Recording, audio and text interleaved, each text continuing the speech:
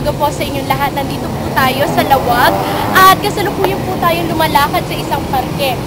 Kanina po ay kumain kami sa Jollibee. Doon normal naman yung Jollibee. Kapanayamin po natin ang isang turista. Zay, kamusta ang iyong experience sa Lawag? Ayan, napakaganda na ang experience dito sa Lawag. Una sa lahat, kumain ako sa Jollibee ng bongga-bongga. O sige, Sige, tara pumunta na po tayo sa bus.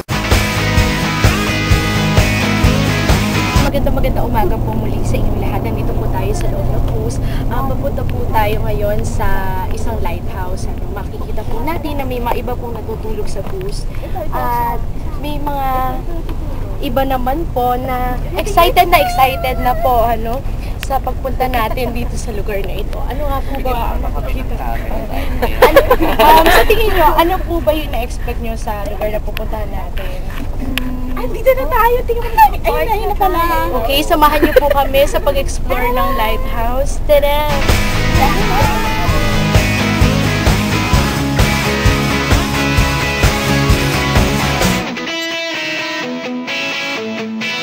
Pangarap kong makarating sa buwan at lumipad hanggang doon sa Caloocan.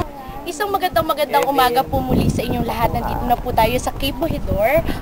Nandito po tayo sa lighthouse. Okay? Nandun po sa mga sobrang excited niya. So kapanayamin po muli natin ang mga nandito. Okay? Hi! So kamusta naman po ang yung stay dito sa lighthouse? Mahangin, Dama po natin ang lamig ng ang lakas ng hangin at ang init ng araw dito sa biyahe tayo. Nais kong lumabot sa pag-ikot ng mundo, sumabay sa awit ko.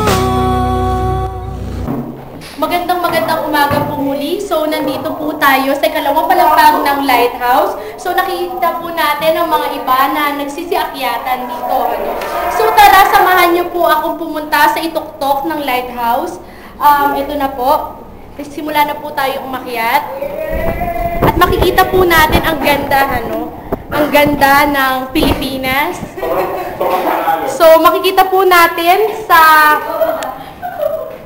bahaging ito ang South China Sea.